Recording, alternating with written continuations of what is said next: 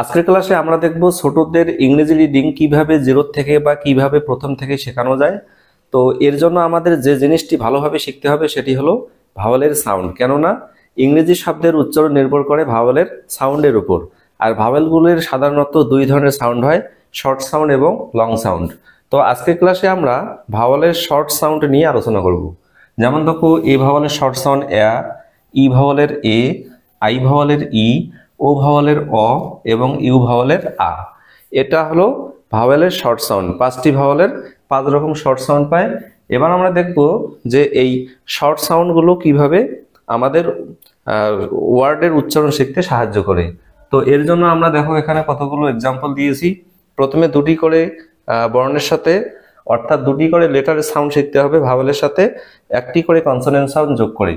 যেমন দেখো, B A, এটার সাউন্ড হবে ব্যা। কেমন করে? বির জন্য ব আর এর জন্য এ হয়ে গেল ব্যা। এর আগে আমরা দেখেছি, যেমন একটি শব্দ দেখো bat, B A D bat. B A এটার জন্য হয় ব্যা, বি এ ব্যা, তার সঙ্গে ডির জন্য ড, বি এ ডি ব্যাট। এখানে দেখো এ ভাওয়ালের সাউন্ড আমরা এর মতো পাচ্ছি, ব্যাট। একইভাবে সি এ এটার সাউন্ড হবে ক্যা, যেমন শব্দ ক্যাট।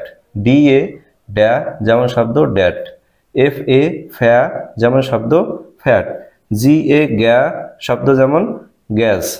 এইচ এ হ্যা, এইচ এ টি হ্যাট। এল এ ল্যা, যেমন শব্দ ল্যাট। তাহলে এ ভাওয়ালের উচ্চারণ আমরা কিসের মতো পাই? এর মতো পাই। আর এই এ সাউন্ডই হলো ভাওয়ালের শর্ট সাউন্ড।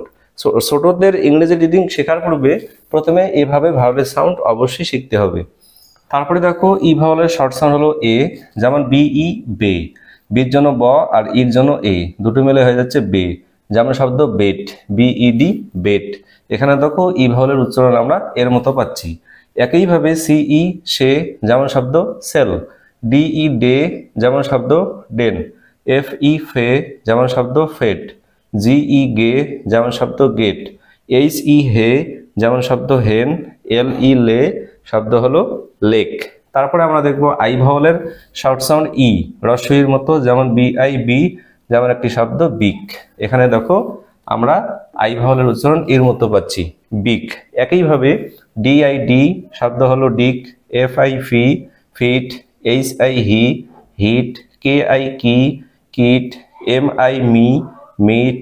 পি আই পি, পিক। প্রত্যেকটি শব্দে আমরা এখানে দেখো প্রত্যেকটি শব্দে আই ভাওয়ালের উচ্চারণ আমরা এর মতো পাচ্ছি। তারপরে আমরা দেখবো ও ভাওয়ালের অ সাউন্ড, যেমন সি ও ক। এখানে দেখো ক, অর মতো সাউন্ড পাচ্ছি। সির জন্য ক আর ওর জন্য অ, ক আর অ মিলে হয়ে যাচ্ছে ক, যেমন শব্দ সিওডি কট, কট। এখানে ও ভাওয়ালের উচ্চারণ অর মতো হচ্ছে। তারপরে যেমন একইভাবে ডি ও ড, ডক। এফ ও ফ, ফক।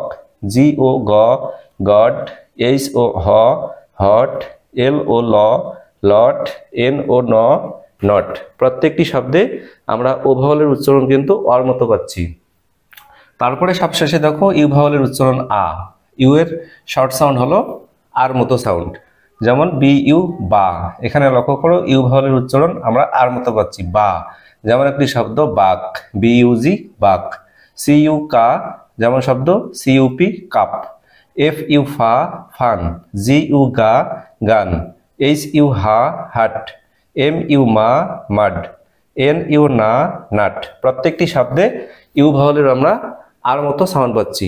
তাহলে ভাওয়ালগুলির শর্ট সাউন্ড হলো এ ভাওয়ালের এ, ই ভাওয়ালের এ, আই ভাওয়ালের ই, ও ভাওয়ালের অ এবং ইউ ভাওয়ালের আ। তো যে কোনো ইংরেজি শব্দের উচ্চারণ শেখার পূর্বে প্রথমে এভাবে ভাওয়ালের সাউন্ড অবশ্যই শিখতে হবে, এবং যা ইংরেজি রিডিং শিখতে তোমাদের অনেক অনেক সাহায্য করবে। তো আজকে এ পর্যন্তই। এরপর সাক্ষাৎ আছে পরে কোনো ক্লাসে। সবাই ভালো থেকো, সুস্থ থেকো।